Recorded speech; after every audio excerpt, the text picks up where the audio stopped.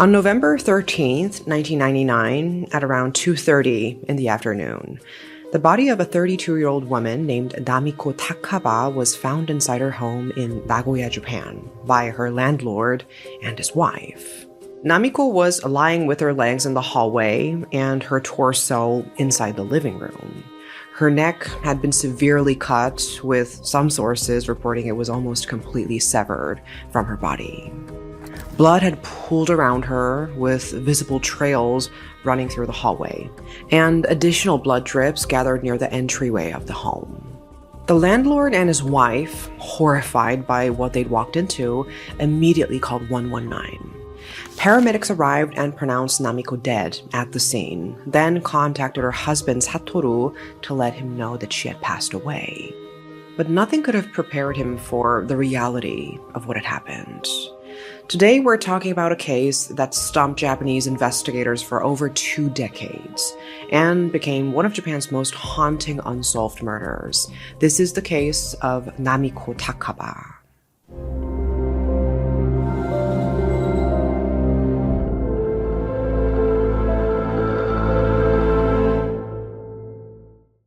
When investigators arrived on the scene, they began going through the apartment and found something that made an already terrible situation even harder to process.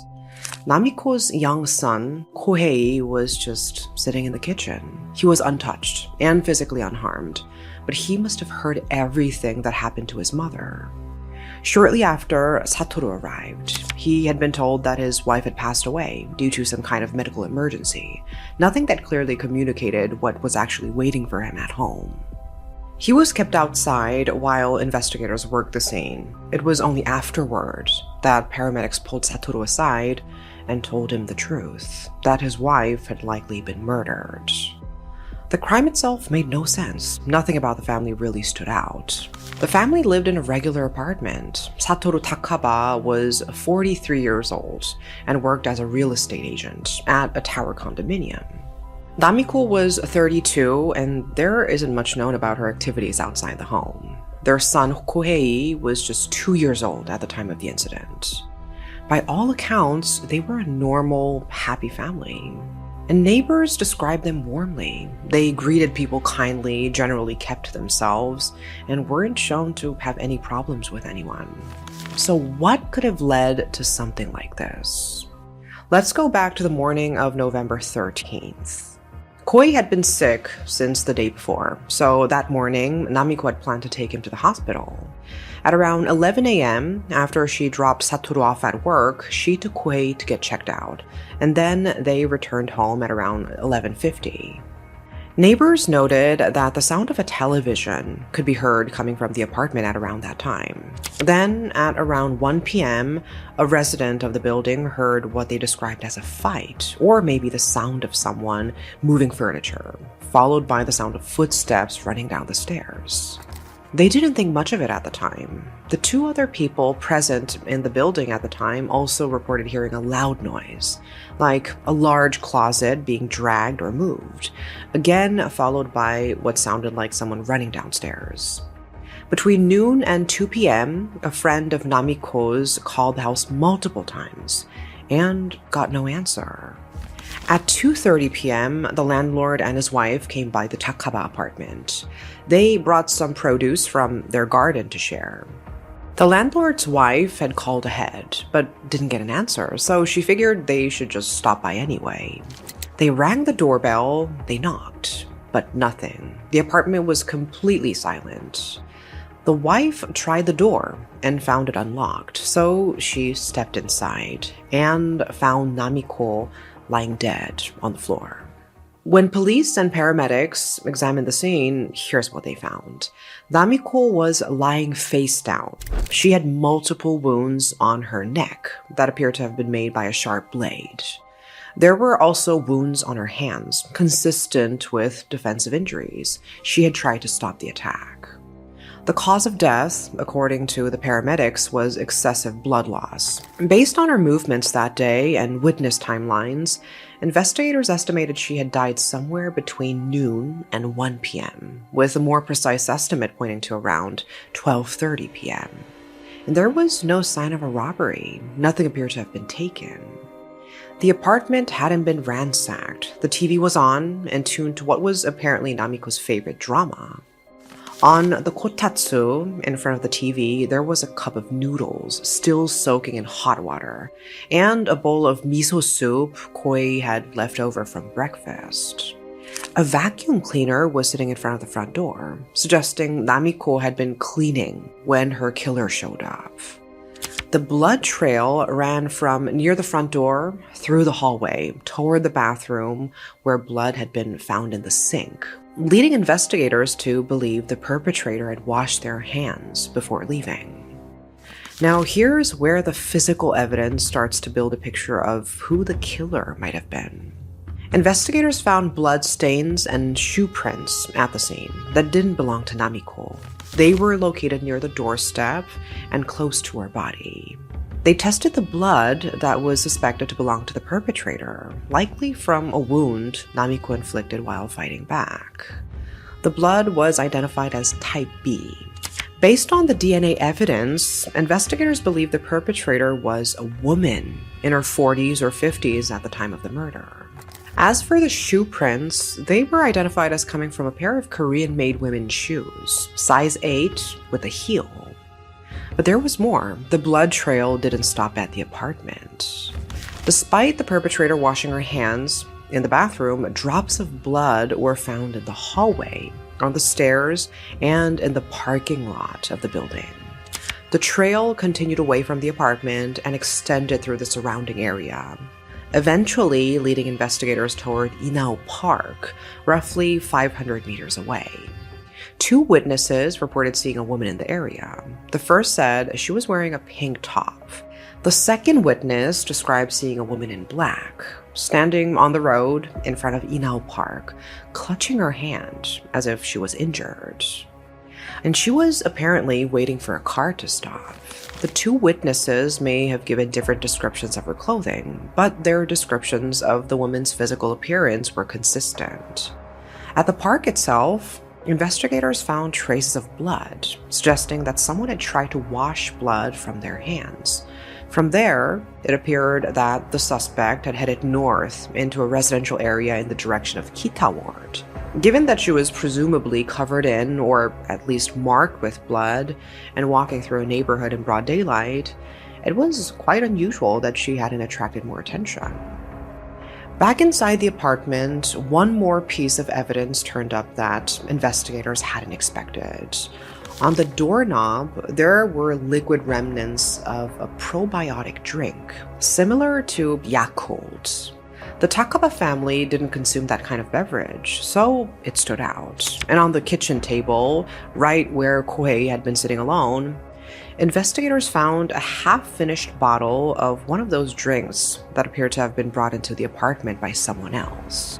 When they traced the serial number on the bottle, they found it had been sold in the Nishimikawa area, about 35 kilometers from the crime scene. Investigators later concluded the perpetrator may have used the disguise of being a drink salesperson, someone going door to door, as a way to gain access to the apartment without raising suspicion. It would explain why Namiko may have opened the door, and why she may not have seen the threat coming. So, with blood DNA, shoe prints, witness sightings, a beverage traced to a specific region, and a solid timeline of events, why couldn't police catch the killer? A few things worked against the investigation from the start. The police temporarily suspended their dog tracking operation on the night of the incident. The stated reason was frustration with the media, which had been aggressively pursuing the case and attempting to gain access to the bereaved family, including 2-year-old Kohei. And heavy rain that evening also washed away the blood stains at the park and erased the perpetrator's footprints, eliminating a significant portion of the initial physical trail. The police put 100,000 officers on the case and interviewed 5,000 people, but they found no suspects. With no clear answers, various theories circulated over the years about who did it and why. One of the more widely discussed possibilities was that the killer had come to the wrong apartment, that Namiko had been killed by mistake. At the time of the murder, a resident with a different family name lived next door, but that name was written using the same kanji, or Chinese characters, as Takaba. For someone unfamiliar with Japanese, or even for someone whose kanji reading wasn't solid, the two nameplates could easily have been confused. After robbery was ruled out, investigators considered that it was the result of a grudge or personal motive. They interviewed everyone connected to the Takaba family and went through every relationship and interaction the couple had. Nothing suspicious came up. Everyone who knew them described them positively, to the extent that one investigator remarked that there was no couple less hated than Satoru and Namiko. So, at a certain point, investigators moved away from the grudge theory as well, leaving the motive genuinely unclear. After the murder, Satoru and Koei moved in with Satoru's parents in another part of the city. And it's understandable for someone to move after such a traumatic event. But Satoru did something that most people don't, or can't. He kept renting the apartment where Namiko had died. He was determined to maintain the crime scene as it was, in the hope that something there might one day help to catch his wife's killer. It cost him significantly, around 20 million yen, which is equivalent to almost 126,000 US dollars over time. But he kept it. He didn't disturb a single thing. Namiko's CD collection stayed where it was. The calendar on the wall remained on November 1999. Satoru also went to the apartment twice a week, every week, even 20 years after the murder. He said that when he walked inside, he felt like time had stopped. He didn't want to erase what was there, partly for his own memory of Namiko and partly for Koei's sake. And understanding Satoru's plight, the landlord even lowered the rent on the property for him. Satoru largely stayed out of the media. When he did appear for interviews, he made a point of not crying on camera and asked camera crews not to film him or Koei in tears. He said he didn't want to give the perpetrator the satisfaction of seeing the damage she'd caused. He wasn't going to let her feel like she'd won. So he smiled. He laughed when it was appropriate. He kept himself composed publicly, and he put his energy elsewhere. Satoru became the representative secretary of an organization called Sora no Kai, a group of bereaved families of murder victims, and has spent years supporting other families in similar situations, particularly those connected to unsolved cases. Along with other members of Sora no Kai, he fought to have Japan's statute of limitations abolished for murder cases. Satoru was up against a ticking clock. At the time of Namiko's death, the statute of limitations for murder was just 15 years, meaning the statute of limitations for her case would expire in 2014. Discovering her killer after that time had passed would mean that whoever she was, and whatever her motive, she would walk free. Satoru fought tirelessly to prevent that from happening, and eventually, in 2010, the statute of limitations for murder in Japan was abolished. On February 5th, 2020, the Aichi Prefectural Police announced a 3 million yen reward for any information leading to the arrest of the perpetrator. Despite the reward, the witness accounts, the physical evidence, and more than 2 decades of investigation, the case remained open. No arrest had been made until 2025. Police had been looking at several people of interest over the years, though not all of them had been willing to cooperate fully with investigators. One of those people was a woman named Kumiko Yasufuku. She was a part-time clerk at a local supermarket, and she had gone to high school with Satoru. For years, she denied any involvement in the case, but at the same time, she declined to provide DNA samples to investigators. Then on October 30th, 2025, something changed. Kumiko approached police officers who were distributing awareness posters at a train station. and she told them she was willing to give a DNA sample to help with the investigation. And the results came back as a match. It was her blood that had been found at the scene. After more than 25 years, investigators had their perpetrator. Kumiko admitted to what she had done. She told investigators that in the time since the murder, she had lived with a persistent anxiety, particularly around the anniversary of the incident each year. She described going through stretches where she couldn't eat, she couldn't stop ruminating, couldn't function normally. Then, in August of 2025, she got the sense that investigators may have already identified her and that an arrest was coming. And that feeling was apparently what pushed her to come forward in October and give the sample herself. So why did she kill Namiko? The answer traced back to a reunion. In June 1999, just a few months before the murder, a high school reunion was held. Kumiko attended. She was known as a quiet and reserved person. But she had been in the same sports club as Satoru back in school, and according to people who knew her at the time, she had feelings for him.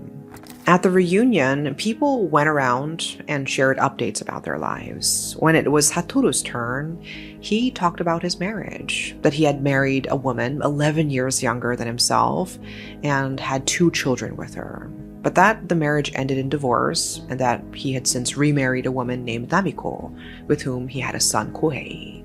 He also mentioned that his eldest daughter from the first marriage had passed away 10 years earlier. According to what Kumiko told police, her stated reason for killing Namiko was that she wanted Satoru to understand what it was like to raise a child alone. Whether Satoru's comments at the reunion, particularly about the circumstances around his first daughter's death, sparked something in Kumiko that she interpreted as him not taking parenthood seriously enough, or whether there were other feelings at play that she hasn't fully articulated remains somewhat unclear. But that was the motive she gave. Kumiko had seemingly no feelings about Namiko at all. In fact, she had never even met Namiko before the day she killed her. Namiko was just a victim of falling in love with the wrong person. As for how she knew where to find Namiko, there is a theory that Kumiko followed Satoru after the reunion to find out where he actually lived, though that has not been confirmed.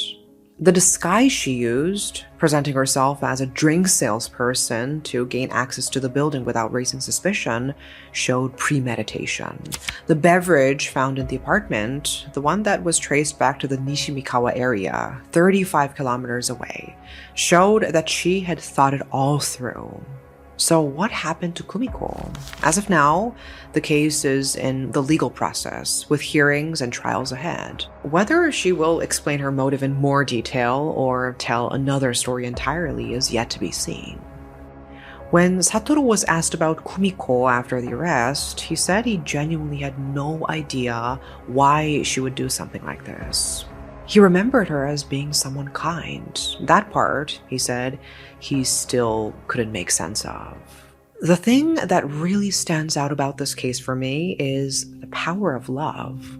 Satoru was so full of love for his wife that he eventually would not stop until the killer was found. He rented the apartment for over 20 years to preserve the evidence and maintain the memories of Namiko for himself and his son. Even given the amount of time that had passed since her murder, he still visited the apartment twice a week. He fought to have the statute of limitations for murder abolished in Japan, and he supported other surviving family members of people who had been murdered. Before Namiko died, he told Satoru that she was the happiest she'd ever been. The two of them had just signed a contract for a new condominium and were planning on having a second child. That future was stolen from them. But despite that, Satoru showed his love and dedication. On the 27th anniversary of Namiko's death, after the eventual arrest of Kumiko, Satoru said, "I think Namiko will forgive me now that I've come this far." That is all for today. Thanks for watching.